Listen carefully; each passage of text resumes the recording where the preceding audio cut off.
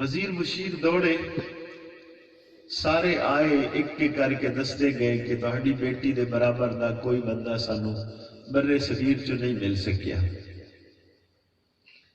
ایک وزیر بڑا دنا ہا، وہ تنہا ملیا، اس نے کہا حضور والا بندہ تو ملیا ہے لیکن لگتا ہے تہاڈی بیٹی اس معیار دی نہیں۔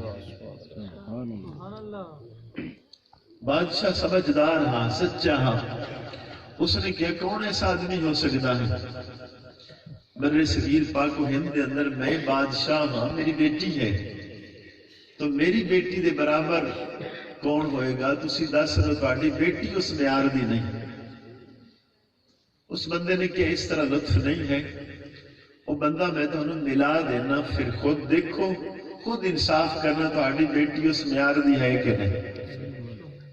انہوں نے کیا ملاؤ، اس نے کیا پھر شاہانہ لباس نہیں ہونا چاہیے تھا، لباس عام ہو جائے، عام لباس میرے نال آ جاؤ تو انہوں بندہ دکھانے ہاں تاکہ تو انہوں کوئی پہچانے نہیں۔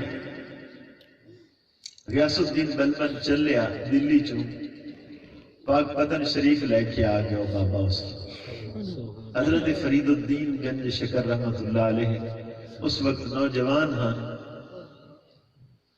تو آپ نے مجلس سے لے کے آ گیا۔ اس بندے نے کہا اس نوجوان نو دیکھ، یہ جی تیری بیٹی ہے؟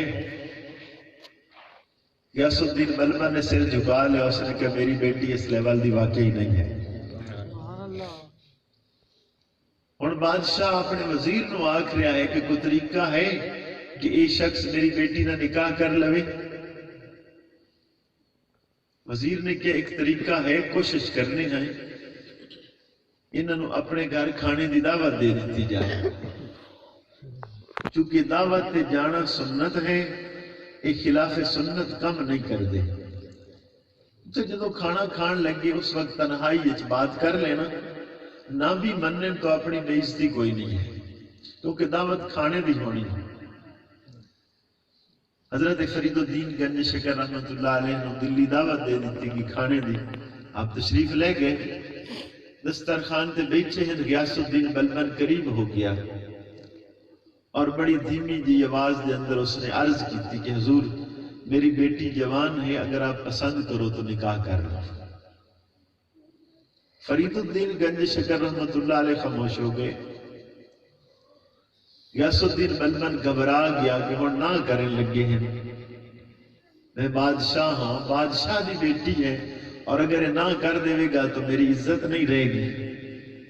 آپ تھوڑی دیر خاموش رہے، تھوڑی دیر بعد آپ نے ارشاد فرمایا کہ ایک شرط ہے، نکاح میں کردہ ہاں لیکن تیری بیٹی جدو میرے گھر آئے گی میری مرضی تو بغیر میرے گھروں باہر نہیں جائے گی۔ اس نے بیٹی سن رہی ہے بات، اس نے اپنے والد نے اشارہ کیتا جس طرح دے نہیں ٹھیک۔ تو حضرت فرید الدین گنج شکر رحمت اللہ علیہ نے غیاث الدین بلبن دی بیٹی دے نکاح کیتا، آپ لے کے پاک پتن شریف آ گئے۔ کچھ مدت گزری، کچھ بچیاں غیاث الدین بلبن دی خدمت چاہیے، انہوں نے کہا حضور والا ساڑی وہ سہیلی ہاں، ساڑا کی قصور ہے، ایک دفعہ ساڑی ملاقات کراؤ۔ غیاث الدین بلبن کہنے لگا کہ بھائی میں ایک شرط پہلے مننی ہوئی ہے اور میری مرضی نہیں چل سکتی، اور مرضی فرید الدین دی چلے گی۔ انہوں نے کہا انہوں کو پوچھ دے ہاں، اگر وہ پسند کریں تو اتھے بھیج دیں، جو پسند کریں تو پھر تو ہنو اتھے ملا لینے ہیں۔ تو بابا فرید الدین گنج شکر رحمت اللہ علیہ دی طرف انہوں نے پیغام بھیجیا کہ بچیاں ہیں، انہوں سہیلیاں ہیں، ملنا چاہدیاں ہیں، اجازت ہے کہ تہاڈی گھر والی اتھے آ جائے؟ آپ فرمان لگے نہیں۔ اس نے کہا بچیاں نو اجازت ہے تہاڈے گھر آ کے تہاڈی بیوی نو مل لویں؟ آپ نے فرمایا ہاں اتھے آ کے اجازت ہے انہوں۔ تو بادشاہ نے سواری کا انتظام کیتا، پاک پتن شریف بچیاں آئیاں ملیاں، حیران ہو گئیاں، کہنے لگی عجیب بات ہے، شاہانہ گھر چھوڑ کے فقیر جا گھر ہے، کچے مکان ہے، ایک درویش کے گھر تو بیٹھ بھی کس طرح تیرا گزارا ہو رہا ہے؟ وہ بی بی اتنی نیک صالح ہے، اس نے کہ ہن بادشاہ دے گھر آئیں گے، اور دنیا دا بادشاہ ہے، دین دا بادشاہ ہے۔ یہ تربیت ہاں جڑی اسی چھوڑ بیٹھے۔ ہن اسی بچوں نے انج نہ ہوون، کیویں انج نہ ہوون، کتھوں بچے لے کے آئیے؟ سیدنا امام اعظم ابو حنیفہ رضی اللہ تعالی عنہ، آپ دے شاگرد امام محمد رحمت اللہ علیہ، امام محمد دے والد آپ لے کے استاد کو گئے کہ بچہ ساڈا ہے، اس کو قرآن سکھاؤ۔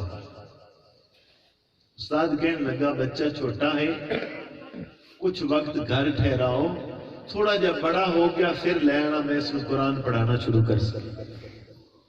ایک ہفتہ گزریا، امام محمد دے والد پھر ہفتے بعد لے کے آ گئے۔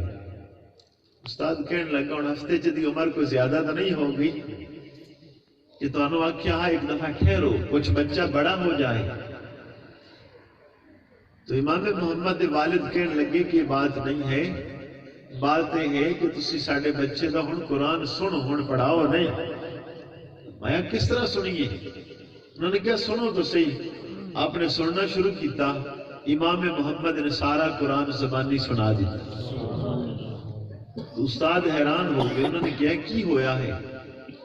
باپ کہنے لگا کہ اسی گھر شروع کرایا ہے، انہیں ایک ہفتے دے اندر قرآن حفظ کر لیا ہے۔ جڑا بچہ ہفتے دے اندر قرآن حفظ کرتا ہے، یقیناً دی ماں اور باپ نیک ہے۔